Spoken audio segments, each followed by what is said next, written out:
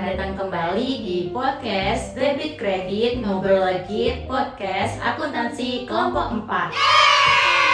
Panas-panas gini tentunya pada masih semangat dong. Sebelum itu kenalin dulu nih, nama aku Regita dan partner aku. Hai, aku Nana. Di podcast kali ini kita bakal bahas tentang pengakuan pendapatan. Yap, betul sekali. Jadi pada podcast kali ini akan bertemakan kalau uang masuk emang laporan beres, yang nantinya akan membahas mulai dari prinsip, kriteria, dan lain-lain. Tentunya kita akan bahas secara santai biar teman-teman mudah paham.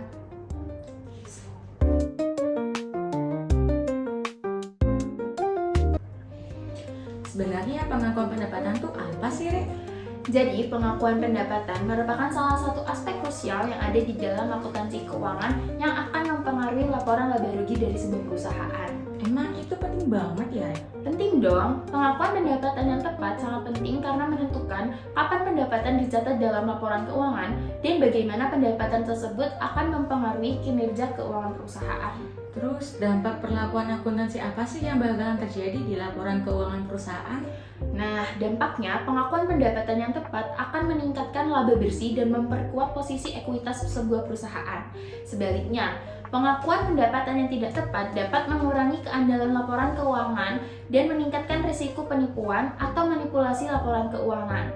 Oleh karena itu, perusahaan harus memastikan bahwa pendapatan diakui, diukur, dan disajikan sesuai dengan prinsip-prinsip akuntansi yang berlaku. Oh gitu ya, Re?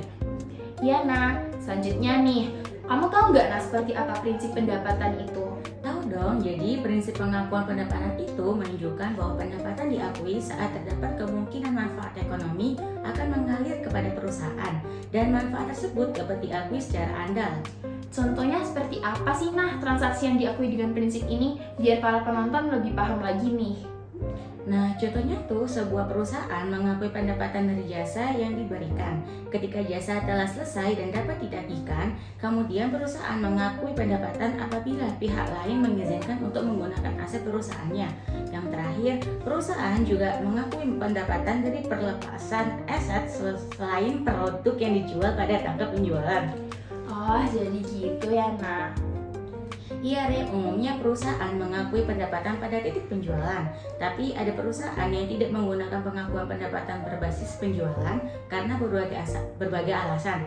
Selain itu, ada juga nih jenis transaksi umum pendapatan. Ada apa aja tuh, Nah? Tunggu dulu, Re, kita akan bahas itu di segmen selanjutnya.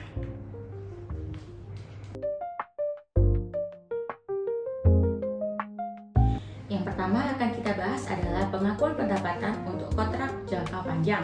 Seperti yang aku bilang tadi, bahwa umumnya perusahaan mengakui pendapatan pada titik penjualan karena pada titik penjualan risiko dan imbalan kepemilikan serta harga tukar diketahui. Betul tuh, Nah. Tapi dalam keadaan tertentu, perusahaan mengakui pendapatan sebelum penyelesaian dan pengiriman. Contohnya nih, ada kontrak konstruksi jangka panjang yang menggunakan metode presentase penyelesaian. Boleh dong, Nah, kamu jelasin apa itu metode presentase penyelesaian? Jadi dalam metode presentasi penyelesaian ini, perusahaan mengakui pendapatan dan laba bruto setiap periode berdasarkan kemajuan konstruksi yang dicerminkan dalam metode presentasi penyelesaian. Betul banget tuh. Selain itu, ada juga pengakuan pendapatan untuk kontrak jasa. Untuk mengakui pendapatan kontrak jasa ini ada beberapa kriteria, seperti yang pertama, kontrak harus diukur dengan andal. Yang kedua, manfaat ekonomi sangat mungkin terjadi. Dan yang terakhir, tahapan penyelesaian dan biaya perolehan harus diukur dengan andal juga. Aku mau nambahin ya, Re, kalau kontrak jasa itu ada yang berjangka pendek dan berjangka panjang. Oke, mungkin segitu dulu ya, Nah, untuk pembahasan materi kita. Agar teman-teman yang menonton podcast ini lebih paham, kita akan masuk ke studi kasus.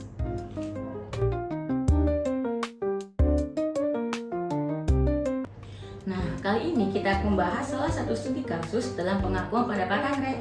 Oke, jadi gimana tuh studi kasusnya? Sebagai contohnya, PT Konstruksi Jaya mendapatkan kontrak pembangunan gedung perkantoran senilai 30 miliar dengan jangka waktu 2 tahun dengan total estimasi biaya 24 miliar.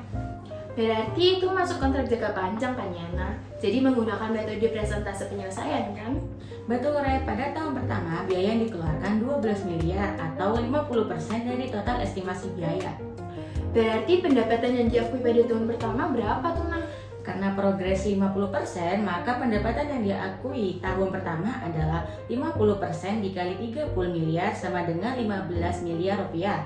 Sedangkan laba kotornya, total laba kotor proyek ini 30 miliar dikurangi 24 miliar sama dengan 6 miliar. Jadi laba kotor tahun pertama ada 50% dikali 6 miliar sama dengan 3 miliar rupiah. Terus untuk jurnal pencatatannya gimana, Luna? Jurnalnya seperti ini, piutang usaha atau tagihan konstruksi sebesar 15 miliar pada pendapatan kontrak sebesar 15 miliar. Beban kontrak sebesar 12 miliar pada kas atau utang sebesar 12 miliar. Oh gitu ya, nah kamu ada contoh lain nggak nih biar teman-teman yang nonton ini lebih paham lagi? Ada, tenang aja. Untuk contoh berikutnya yaitu PT Edogawa menerima pembayaran di muka 1,2 juta untuk kursus 6 bulan yang dimulai pada tanggal 1 November 2023. Kira-kira nih, kamu tahu nggak bagaimana jurnal pengakuan pendapatannya atau teman-teman ada yang tahu jawabannya? Kalau menurut aku ya, nah saat menerima uang, jurnal awalnya yaitu kas sebesar 1.200.000 pada pendapatan diterima di muka sebesar 1.200.000. Lalu setiap bulan akan mengakui pendapatan sebesar 200.000 yang didapat dari 1.200.000 dibagi 6. Untuk November sampai Desember tahun 2023, pendapatan diterima di muka sebesar 400.000 pada pendapatan jasa sebesar 400.000. Lalu untuk bulan Januari sampai April tahun 2024, pendapatan diterima di muka sebesar 800.000 pada pendapatan jasa sebesar 800.000. Wih, keren banget jawaban kamu, Re. Jadi laporan keuangan pada tanggal 31 Desember 2023 masih ada pendapatan diterima di muka senilai 800.000. Ini menunjukkan bahwa walau uang sudah diterima semuanya, pendapatan hanya diakui sesuai jasa yang sudah diberikan. Ya, benar banget. Jadi kesimpulannya, pengakuan pendapatan yang tepat sangat penting untuk menggambarkan kondisi ekonomi perusahaan yang sebenarnya ya, karena Betul banget, Re. Pengakuan pendapatan yang tidak tepat dapat mengakibatkan laporan keuangan jadi tidak andal. baik, jadi itu obrolan kita di podcast kali ini mengenai pengakuan pendapatan. Semoga teman-teman yang menonton podcast ini akan lebih paham lagi tentang apa itu pengakuan pendapatan. Dan jangan lupa buat dengerin podcast kita di episode selanjutnya di Debit Kredit Ngobrol Legit Podcast Akuntansi. Di episode selanjutnya kita bakal bahas materi akuntansi yang bakal seru nih sama hari ini. Jadi pantengin terus podcast kita ya.